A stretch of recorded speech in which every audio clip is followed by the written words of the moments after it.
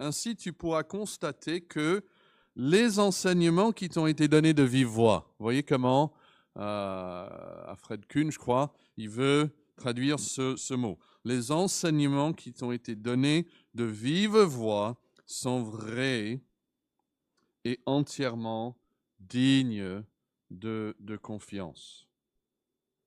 Donc ça nous donne à peu près une idée de ce mot tel qu'il est utilisé dans la Bible.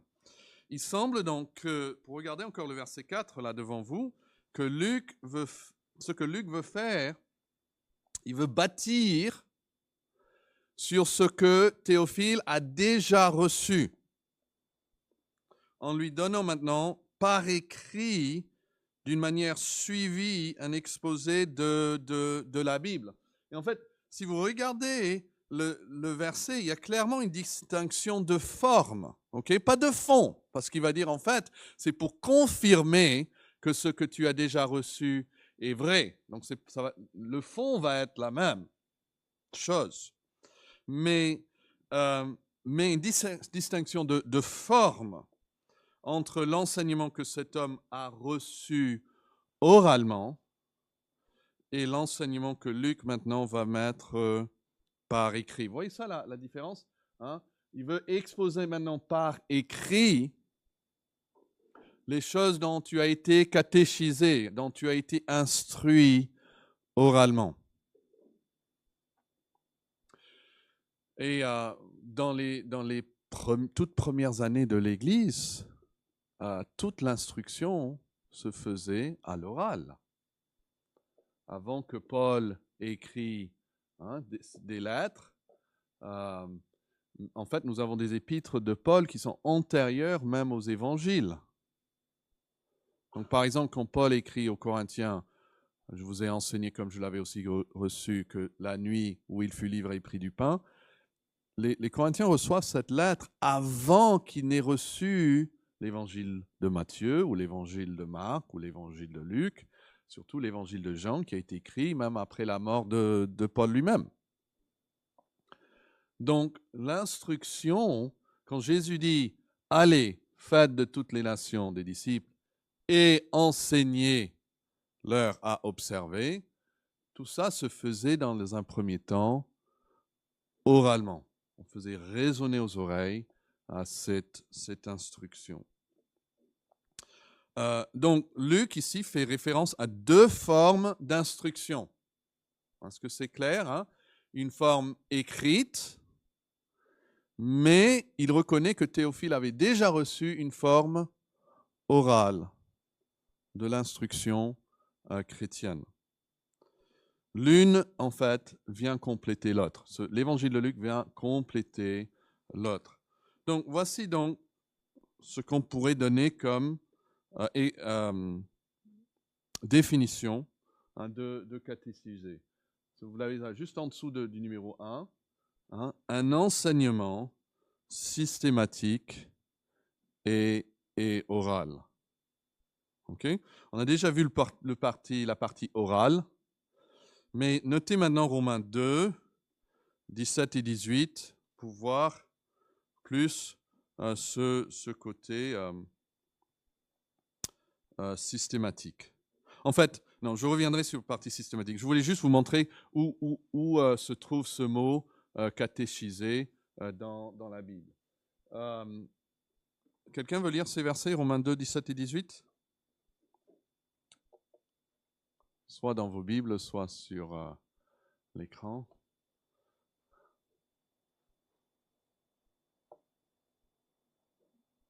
Bon, je peux le lire. Ok, Viviane. Et après, quelqu'un veut lire 1 Corinthiens 14, 19. Vous aurez le temps de le chercher. 1 Corinthiens 14, 19. Quelqu'un d'autre ? Toi qui te donnes le nom de juif, qui te repose sur la loi, qui te glorifie de Dieu, qui connaît sa volonté, qui apprécie la différence des choses, étant instruit par la loi. Voilà, donc il parle à qui ici? C'est clair? Il parle aux Juifs. Hein? Et il reconnaît que ces Juifs ont été catéchéos dans la loi. Et en fait, les Juifs, c'est connu pour ça, hein, étaient bien formés dans la loi. Oui, on a quelqu'un pour lire 1 Corinthiens 14, verset 19. Ok, merci Laurent. Alors, 1 Corinthiens 14 à 19. Je rends grâce à Dieu de ce que je n'ai baptisé aucun... Non, pardon. 14, chapitre 14. Ah, chapitre 14. Désolé. Il me semblait bien que quelque chose n'allait pas. Oui, non, c'est peut-être ma faute. 1 Corinthiens, chapitre 14 et le verset 19. Verset 19, donc du chapitre 14. Mais dans l'Église, j'aime mieux dire... C'est bien ça. Oui, c'est ça. Mais dans l'Église, j'aime mieux dire 5 paroles avec mon intelligence, afin d'instruire aussi les autres que 10 000 paroles en langue. Voilà. Donc, il parle clairement de dire la parole, la vive voix, et il préfère dire 5 paroles afin de catéchéo, afin d'instruire, plutôt que 10 000 paroles dans l'Église, c'est le contexte encore, dans une autre langue. Et le verset juste avant dit que Paul parle fréquemment d'autres langues, mais il est clair ici qu'il ne le faisait pas en public devant l'Église.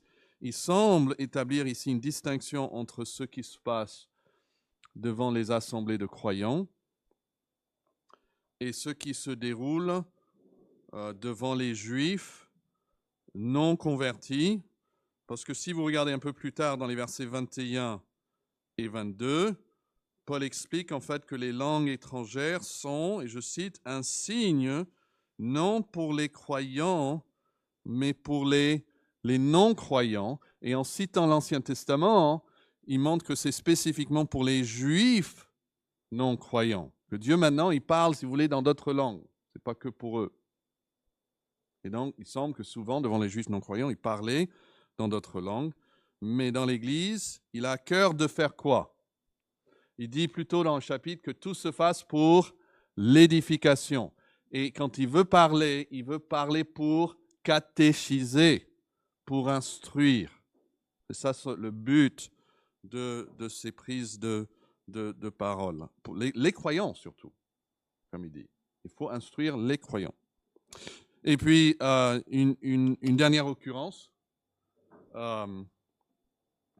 Galates 6, verset 6. Quelqu'un veut lire ça?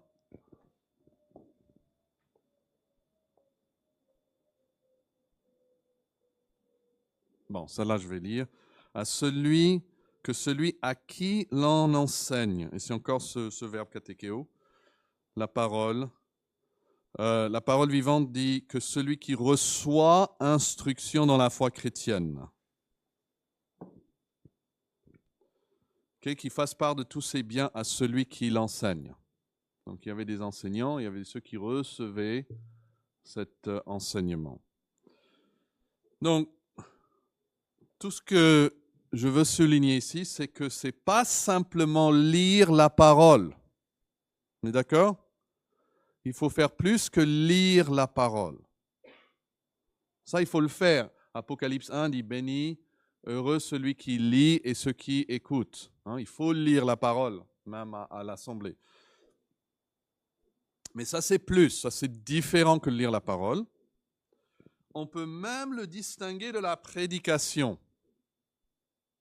Parce que la Bible utilise plusieurs mots ici. La prédication, c'est vraiment cette proclamation comme un héros qui déclare les choses de Dieu.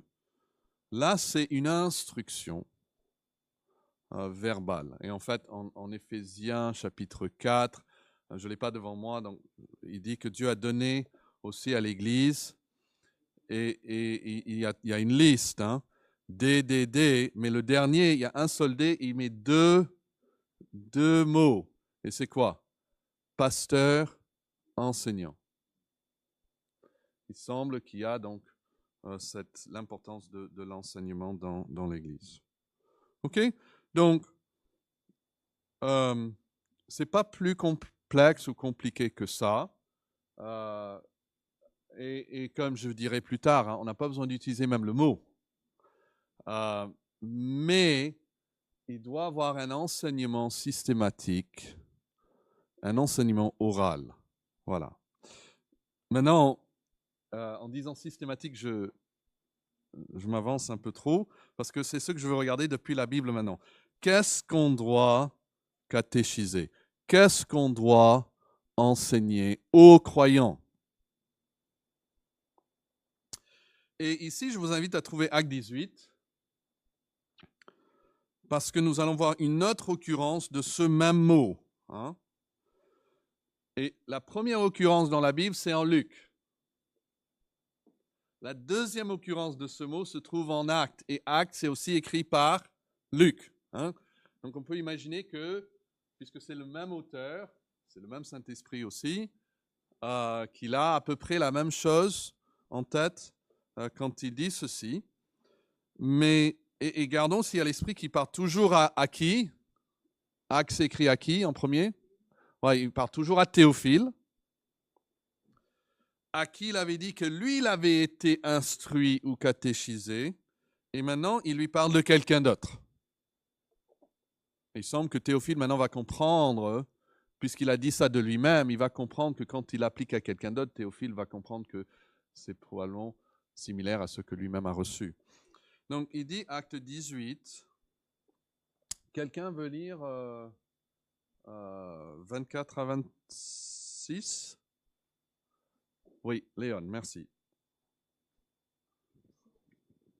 Oui, acte 18, 24 à 26. Oui. Un juif originaire d'Alexandrie du nom d'Apollos était arrivé à Éphèse. C'était un homme éloquent et versé dans les Écritures. Il était instruit quant à la voix du Seigneur et, plein de ferveur, il annonçait et enseignait avec exactitude ce qui concernait Jésus. Bien que connaissant que le baptême de Jean, il se mit à parler avec assurance de la synagogue. Après l'avoir écouté, Aquilas et Priscille le prirent avec eux et lui exposèrent plus exactement la voix de Dieu. Voilà, merci. Amen. Donc ça, c'est Apollos. Verset 25, il était katakeo. OK. Et ce qui est intéressant de voir ce qui suit juste après, dans la voix du Seigneur. Alors, malheureusement, cette instruction n'était pas complète.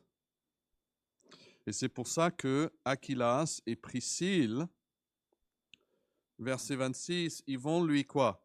Exposer plus exactement la voix de Dieu. Vous voyez, encore une référence à la voix de Dieu au verset 26. Mais quand il dit exposer plus exactement, on peut comprendre, donc, avant, il a été exposé quand même quelque chose. Mais maintenant, c'est encore plus. Il a besoin de plus. Donc, je pense que nous avons ici, comme dans le cas de Théophile, ici dans le cas d'Apollos, la preuve, l'évidence historique que les premiers chrétiens ont été instruits oralement. Ils ont été catéchisés dans ce sens premier. Verset 25 encore, il était instruit, il était katakeo dans la voix du Seigneur. Et l'expression la voix du Seigneur, c'est une belle expression ça, non? Et ça désigne un ensemble de doctrines reconnues par toute l'Église. Ah, ça c'est la voix du Seigneur. On peut dire la voix du Seigneur et ils savent de quoi on parle. Et c'est ça qu'on enseignait donc aux nouveaux croyants. Et Apollos avait reçu une partie de cela, mais il avait besoin d'être instruit plus exactement sur ces choses. La Bible aussi en fait référence Ah, je ne l'ai pas ici. Je pensais que j'avais Romains 6, 17. Quelqu'un veut lire Romains 6, 17? Et puis vous allez trouver l'expression qui désigne la voix du Seigneur. Oui, René, merci.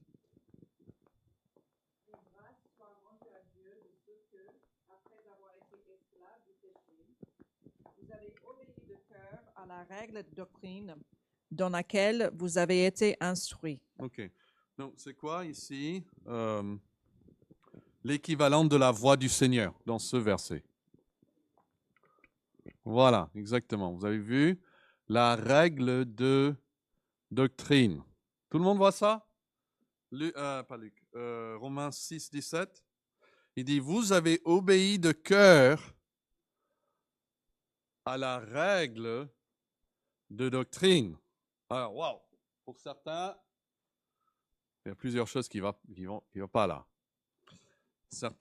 Pour certains, le mot doctrine, c'est presque un gros mot. Hein? Il ne faut pas parler de doctrine. Il faut parler de Jésus. Mais vous savez, c'est impossible de parler de Jésus sans parler de doctrine, parce que doctrine veut dire enseignement. Hein, l'enseignement sur Jésus. Et donc, ça parle de doctrine, mais c'est encore pire quand il ajoute le mot règle. Oh là là! Comme s'il y a une règle de doctrine. Maintenant, c'est encore pire.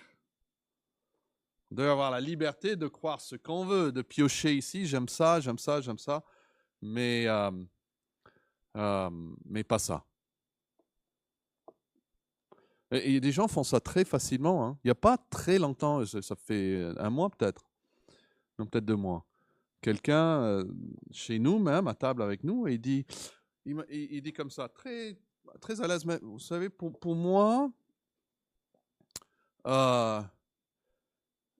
il a dit, pour moi, après que les gens meurent, ils auront une deuxième chance. Dieu va leur demander de faire quelque chose après leur mort. Et si ils obéissent, ben, ils iront au ciel, mais après, s'ils désobéissent, ben, voilà. Ouais, il m'a dit ça, pour moi. Et j'ai souri, j'ai dit, ben, c'est une très belle pensée, ça. Mais après, je ne pouvais pas m'empêcher de dire, mais la pensée ne fait pas que ce soit la réalité. J'ai dit, si j'ai mon enfant, il dit, moi je veux jouer dans la rue parce que pour moi, il n'y a pas de danger dans la rue. Il n'y a pas de voiture qui roule vite devant chez nous. Ben, je peux lui dire, ben, c'est une belle pensée. Hein. Mais la pensée ne change pas la réalité. J'ai dit, ne vaut-il pas mieux chercher quelle est la réalité que de se dire, voilà, pour moi, c'est comme ça. Donc, les gens, ils ne veulent pas une règle de doctrine. Donc déjà, on a le mot doctrine, et puis on a le mot règle, et puis encore pire, on a quel verbe ici? Vous avez obéi. Quelque part, hein, la foi, c'est se soumettre à ce que Dieu dit de lui-même. C'est pour ça la foi pour le chrétien a toujours un aspect de soumission et de confiance. Toujours cet aspect. Ça ne peut jamais être complètement la logique. Ah bien, je comprends, oui, que Dieu a créé le monde. Ben, ah oui, c'est logique.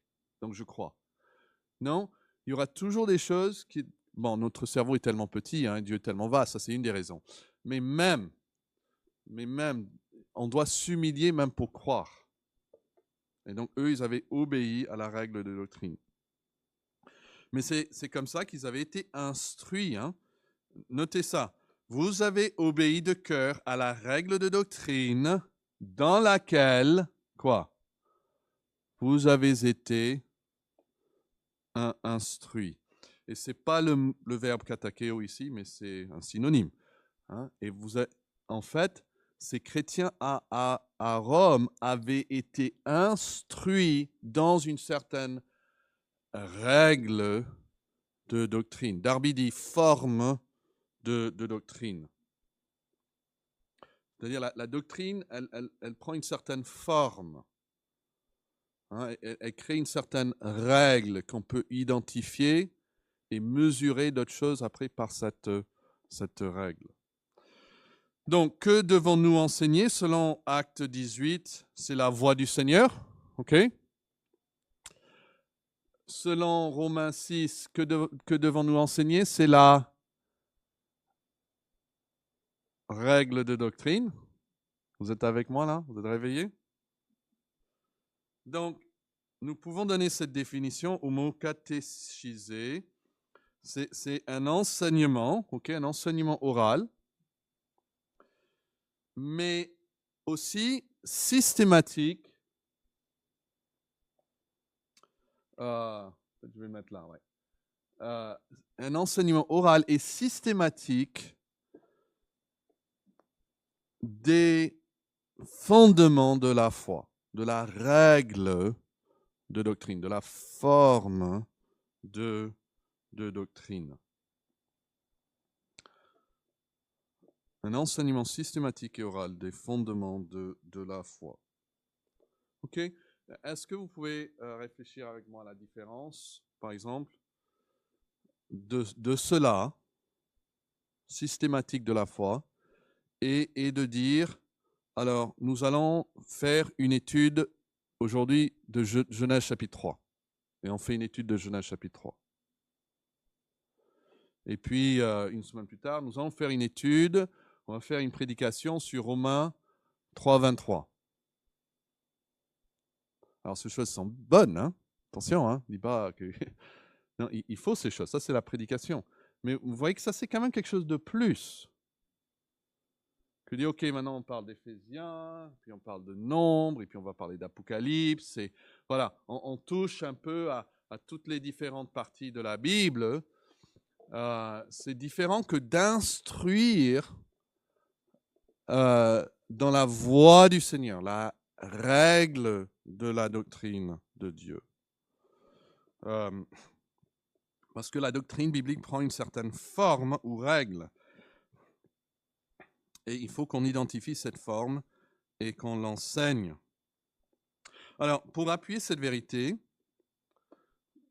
quelle vérité? Bon, cette vérité il n'y a pas seulement des versets que nous devons partager, ni même des études de passages isolés que nous devons faire, mais la forme même de tous ces passages ensemble, qui créent une forme ou une règle à suivre. Nous allons voir donc deux passages en 2 Timothée. Okay, donc, pouvez-vous chercher, je crois que j'ai ici le premier de ces passages. Paul écrit à Timothée. Ça, c'est la toute dernière lettre de Paul. Il dit même qu'il va bientôt mourir. Et donc, c'est un peu son dernier testament. Qu'est-ce qu'il dit à Timothée? Quelqu'un veut lire 2 Timothée 1, 13 et 14?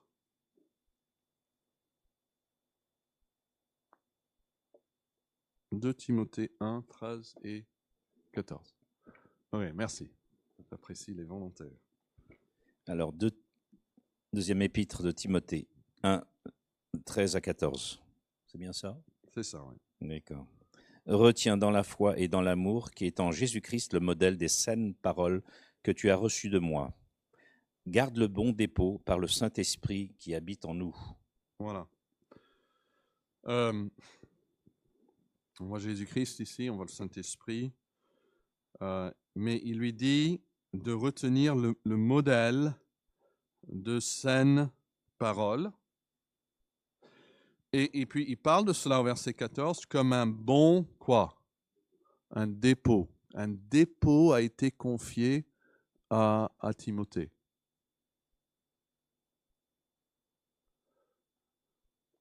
C'est la Bible, oui, mais ce n'est pas juste la Bible comme écrit. C'est le dépôt de la bonne nouvelle de l'Évangile qui est révélé dans la Bible. Vous n'êtes pas loin, si vous reculez à 1 Timothée 6, et verset 20, qui peut juste tout de suite, sans micro, lire 1 Timothée 6, 20. Quelqu'un l'a trouvé? Elisabeth, oui, vas-y.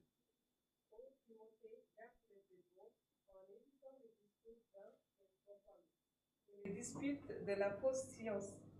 Voilà. Ô Timothée, garde le quoi? Ce dépôt, garde-le. Tu vois, il le voit comme un tout.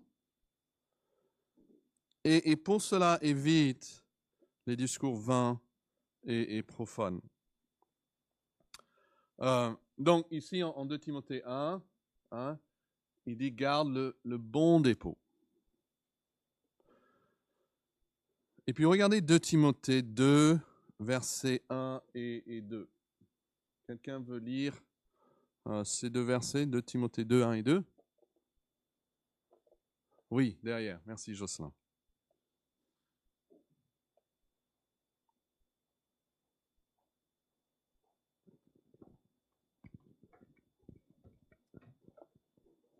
Alors, 2 Timothée, chapitre 2, versets 1 et 2. Toi donc, mon enfant, fortifie-toi dans la grâce qui est en Jésus-Christ. Et ce que tu as entendu de moi, en présence de beaucoup de témoins, confie-le à des hommes fidèles, qui soient capables de l'enseigner aussi à d'autres. Voilà. OK? Encore, ce bon dépôt, on pourrait l'assimiler à ce qui dit au verset 2, ce que tu as entendu de moi, en présence de beaucoup de témoins. Maintenant, il faut faire quoi? Il faut le confier à d'autres. OK? Ça, c'est plus, okay? C'est plus que du... OK, prenez la Bible. Il faut leur donner la Bible. Mais c'est ce que tu as entendu de moi. Cette vérité que la Bible proclame, il faut le confier à d'autres. Ça, c'est une transmission humaine, de bouche à oreille, parce que c'est ce que tu as quoi? Entendu. Donc, comment est-ce qu'il va le confier? Quelque chose qu'il a entendu, il va le confier. Timothée n'a écrit aucun passage de la Bible. Il ne parle pas ici de le fait que Timothée va écrire des épîtres inspirés. Non, Timothée, vraiment, c'est le prototype d'un pasteur comme aujourd'hui.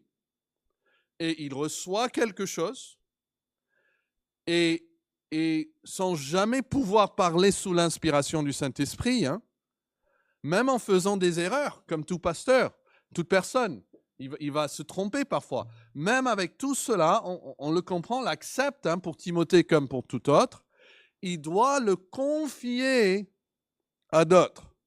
C'est un bon dépôt qu'il a reçu, il doit le confier à d'autres. Et Paul, voyons que sous l'inspiration du Saint-Esprit ici, il pense plus loin même que la génération suivante, parce que qu'est-ce qu'il dit? Confie-le à des hommes fidèles qui soient capables de quoi? L'enseigner à encore d'autres, voyez? Et là aussi, nous avons la forme de la transmission. Comment est-ce qu'eux, ils vont le confier à d'autres? En enseignant. En enseignant. C'est la bouche qui parle. OK? Donc, confier un dépôt en enseignant. Il faut s'investir après dans d'autres personnes. C'est comme ça que l'Église doit avancer de génération en génération. Donc, est-ce qu'on met la Bible avant tout? Oui, on met la Bible avant tout. Mais la Bible elle-même nous enseigne l'importance d'enseigner oralement. Pas juste des passages isolés, mais la règle de doctrine, la voix du Seigneur. C'est comme si je dis à mon petit de 5 ans, voilà, nous partons pour la soirée, mais quand ton grand frère ou ta grande sœur te dit d'aller au lit, tu dois aller au lit. Et puis c'est l'heure d'aller au lit, et son grand frère lui dit, ouais, il faut aller au lit. Et imagine que Simeon dit, non, moi j'obéis seulement à mes parents. J'imagine qu'ils vont vite lui dire, oui, mais tes parents t'ont dit de nous écouter, voyez? Donc, on dit, ok, j'obéis seulement à la Bible, ok. Mais la Bible nous dit qu'on doit enseigner ces choses aux hommes fidèles qui pourront après le transmettre à d'autres. La Bible nous dit d'être engagés dans ce travail d'enseignement. Et qu'est-ce qu'on enseigne? On a déjà vu deux phrases. La voix du Seigneur. Quelle est la deuxième en Romains 6? La règle de doctrine. Et puis il y a un qui est assez commun dans la Bible, et c'est tout simplement la foi. La foi, comme ça. Le Nouveau Testament, l'expression la foi est utilisée pour parler de cette règle de doctrine. Alors, moi, je vais lire, parce que j'ai peur, vous allez prendre 10 minutes à chaque fois pour décider qui va lire. Donc, je vais lire ces versets. Mais s'il y a quelqu'un qui veut lire, hein, faites-moi signe, je vous accorde ce droit. Mais seulement, il disait, celui qui autrefois nous persécutait annonce maintenant quoi? La foi, voyez? La foi, qu'il s'efforçait alors de détruire. Ici, la foi désigne non seulement une croyance personnelle. C'est clair que c'est plus, il n'annonce pas qu'il croit. Ah, je crois. Non, non, c'est pas ça qu'il annonce. Il annonce la foi. C'est-à-dire l'ensemble des enseignements chrétiens que Paul prêche. 1 Timothée, chapitre 3, verset 9, dit que les diacres doivent conserver le mystère de la foi dans une conscience pure. Encore, hein, la foi est ce corps de doctrine. On peut l'expliquer comme ça. 1 Timothée 4. Mais l'Esprit dit expressément que dans les derniers temps, quelques-uns abandonneront quoi? La foi, s'attachant à des esprits séducteurs et à des quoi? Doctrines de démons. Donc, vous voyez, la foi ici est contrastée à des doctrines de démons. Hein? Ils abandonnent la foi pour des doctrines de démons. Donc, la foi ici, c'est la doctrine divine. Hein? C'est la doctrine de Dieu. Et après, il y a la doctrine des démons. Parce que vous savez, pour chaque vérité, Satan a une contre-vérité. Il y a une seule vérité, mais il y a des centaines, des milliers de contre-vérités. Pour chaque personne, hein, pour chaque siècle, pour chaque tendance. Et c'est pour ça que vous commencez à parler de Dieu, tout le monde a son idée. Parce que Satan s'en fiche en fait, lequel vous choisissez, tant que ce n'est pas la bonne. Et puis, peut-être le plus connu, Jude, verset 3, « Je me suis senti obligé de vous écrire, vous exhorter à combattre pour quoi? La foi. » Et ça parle plus du fait de, il faut croire, il faut croire. J'ai des musulmans qui m'ont dit, tout ce qui compte, c'est il faut croire. Non, non, il faut croire la foi. Et ici, il dit, il faut combattre pour la foi. Et on sait que ce n'est pas une croyance personnelle parce qu'il dit que la foi a été quoi? Voilà, c'est quelque chose qu'on peut transmettre par Dieu une fois pour toutes. C'est-à-dire, Dieu ne va pas le redonner à chaque génération. Il l'a transmise une fois pour toutes. Mais après, c'est aux hommes de prendre cette même foi et de la transmettre de génération en génération. Donc, nous n'avons pas besoin d'utiliser le mot catéchiser. Okay? Quoique le mot est dans la Bible. D'accord? Donc, ce n'est pas un mauvais mot. Mais nous avons besoin de reconnaître l'importance d'avoir un enseignement systématique des fondements de la foi. OK? Pourquoi? Qu'est-ce qu'il a dit à Timothée? Il dit garde le bon dépôt. Hein?